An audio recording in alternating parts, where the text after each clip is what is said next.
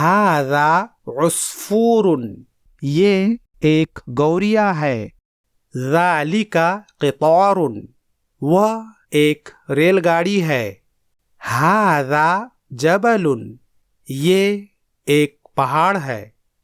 ज़ालिका मैदानुन, वह एक मैदान है।